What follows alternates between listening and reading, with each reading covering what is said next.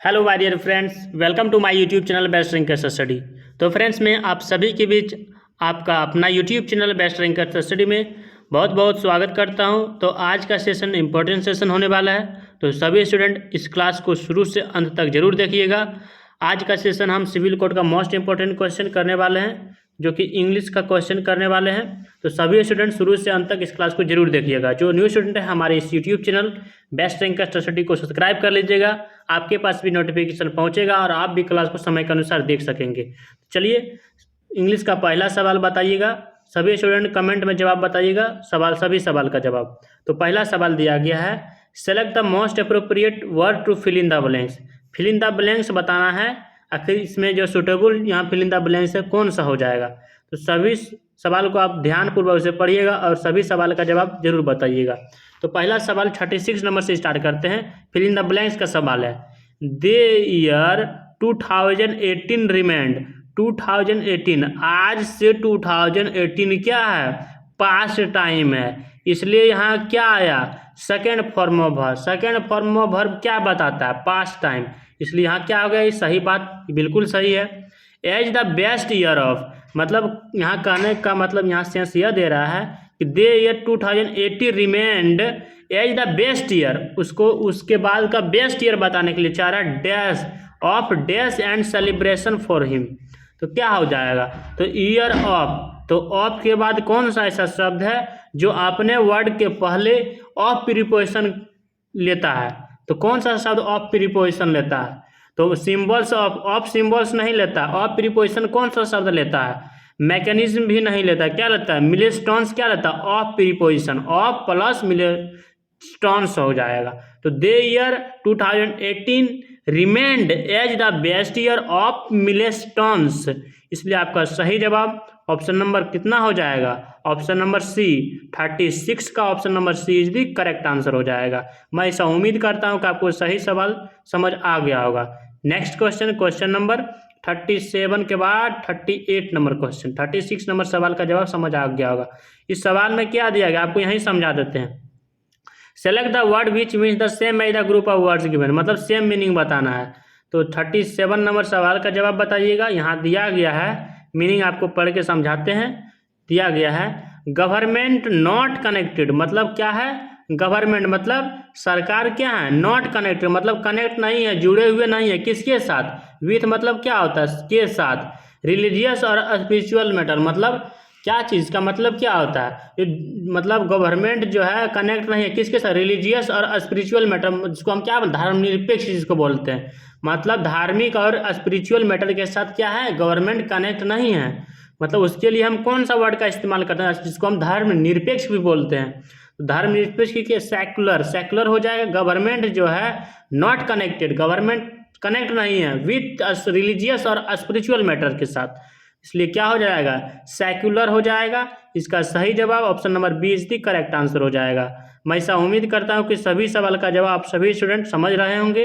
Next question, question number 38 number question में क्या दिया गया है, 38 नंबर में है, select the synonym of the given. Synonym का मतलब होता है समानार्थी शब्द या फिर पर्यायवाची शब्द। पैट्रन का मतलब क्या होता है, पैट्रन का मतलब हम किसी को संरक्षक कर रहे हैं, रक्षा कर रहे हैं, संरक्षक जिसको बोलते हैं, बिल्कुल बोलते हैं। पैट्रन का मतलब क्या होता है, संरक्षक, बात तो सही है। नेक्स्ट क्वेश्चन, तो इसका जवाब तो हो गया संरक्षक, लेकिन इसका आंसर क्या होगा, संरक्षक या फिर जिसको क्या बोलते हैं, आश्रयदाता, पोषक भी बोलते हैं। तो स्पॉन्सर का भी मतलब क्या होता है, स्पॉन्सर का भी मतलब होता है संरक्षक, इसलिए इसका सही जवाब ऑप्शन नंबर बी मेरा करेक्ट आंसर हो जाएगा। इसलिए मैं ऐसा उम्मीद करता हूं कि आपको 38 नंबर सवाल भी बहुत अच्छी ढंग से आपको समझ आ गया होगा। तो next question, question number 39 number question, इसमें बताना है सही स्पेलिंग कौन सा। 39 नंबर क्वेश्चन में करेक्ट, करेक्ट का मतलब क्या होता है, सही स्पेलिंग बताना है। तो कौन सा स्पेलिंग इसमें जो है सही है, 39 का करेक्ट आंसर क्या हो जाएगा, डिसअपॉइंटमेंट का सही स्पेलिंग क्या होता है, तो इसका स्पेलिंग होता है DISAPPOINT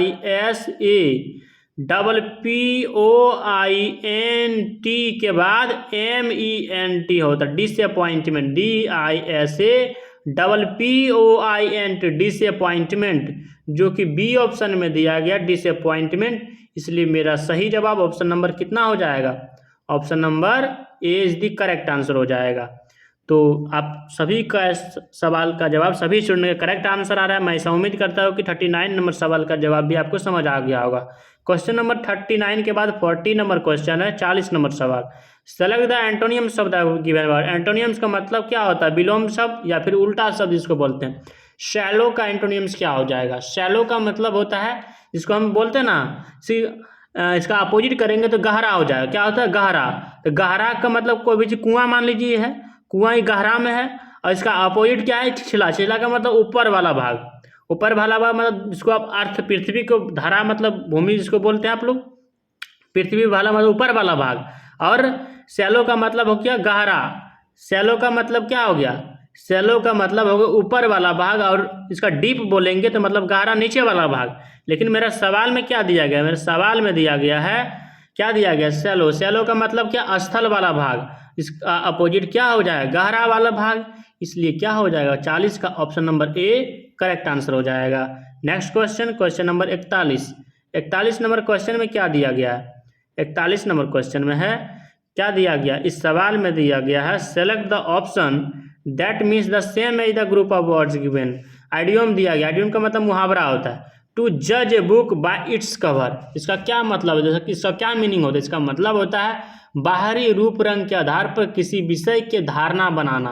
बोलते हैं ना, टू जज मतलब जज करना। मतलब हम क्या कर रहे हैं? जज कर रहे हैं। बाहरी रूप मतलब a book by its cover, मतलब जिसकी मान ली बुक के बाहर का जो कवर है उससे हम क्या कर रहे हैं? जज कर रहे हैं। बाहरी रूप रंग के आधार पर किसी भी विषय को हम क्या करते हैं? जज करते हैं, धारणा करते हैं।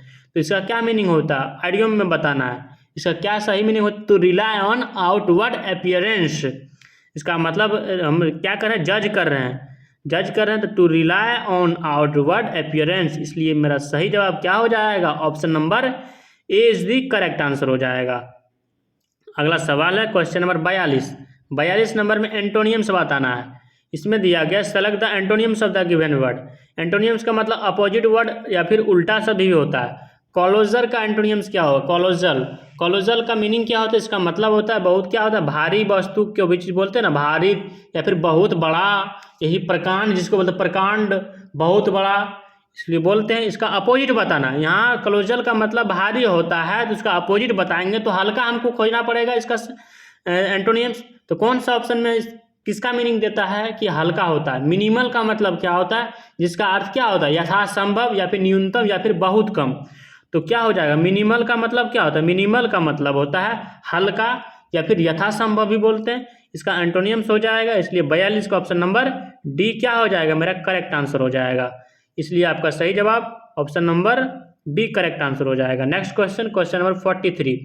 43 नंबर सवाल में है, select the correctly spelled word. इसमें सही स्पेलिंग बताइए, कौन सा स्पेलिंग इसमें जो है सही है? कॉन्स्टिट्यूशन का मतलब संविधान होता है, तो कॉन्स्टिट्यूशन का स्पेलिंग होता है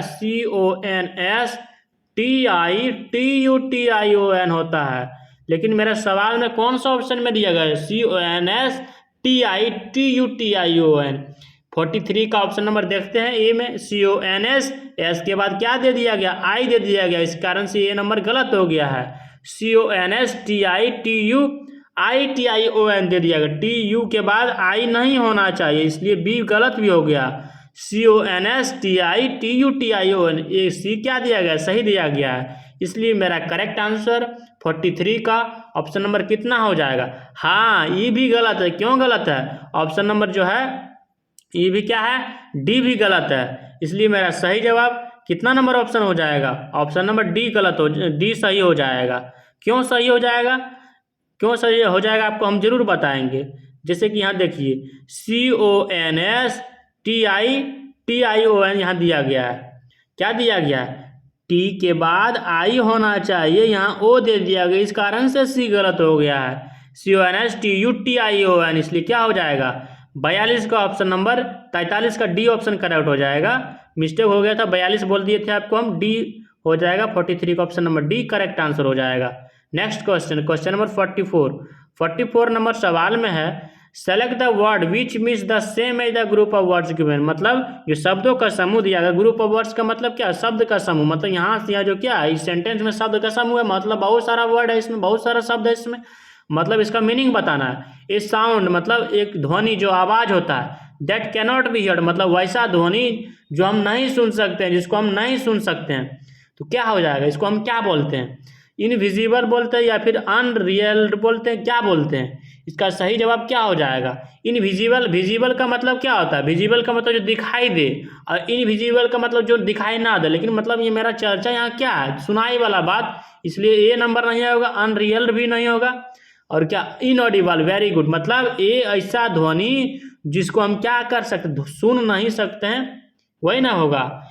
इसलिए क्या जवाब हो जाएगा सुनाई नहीं पड़ने वाले को? इनऑडिबल। इसलिए 44 का option number C correct answer हो जाएगा। कितना नंबर ऑप्शन हो जाएगा? Option number C correct answer हो जाएगा। Next question, question number 45 number question में दिया गया है, select the option that means the same as the group of words given. To take stock of, क्या है? टू टेक स्टॉक ऑफ, इसका क्या मीनिंग होता है, इसका क्या अर्थ होता है? आप लोग कमेंट में जरूर बताइए। इसका मीनिंग होता है कोई निर्णय लेने से पहले उस पर अच्छी तरह से विचार करना। मतलब हम लोग बोलते हैं कि मान लेते हैं कि सवाल बनाएंगे तो उसको बनाने से पहले उसको हम क्या माइंड में, अपना जो भी कॉन्सेप्ट पढ़े हैं उसको हम माइंड में थोड़ा चलाते हैं, क्या कॉन्सेप्ट पढ़े, इस कॉन्सेप्ट पर इस सवाल बेस है या फिर नहीं है। मतलब टू टेक स्टॉक ऑफ का मतलब होता है, क्या होता है इसका मतलब? होता है कोई निर्णय लेने से पहले अच्छी तरह से विचार कर लेना, मंथन करना, याद कर लेना बोलते हैं। तो क्या हो जाएगा, इसका क्या मीनिंग होता है? To assess and evaluate before taking, कोई भी चीज़ करने से पहले उसको क्या करना, निर्णय लेना ना। इसलिए मेरा सही जवाब क्या हो जाएगा? सही जवाब हो जाएगा to take and evaluate before taking.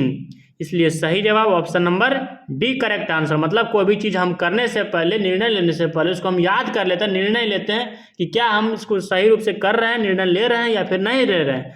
इसलिए सही जवाब डी ऑप्शन करेक्ट आंसर हो जाएगा।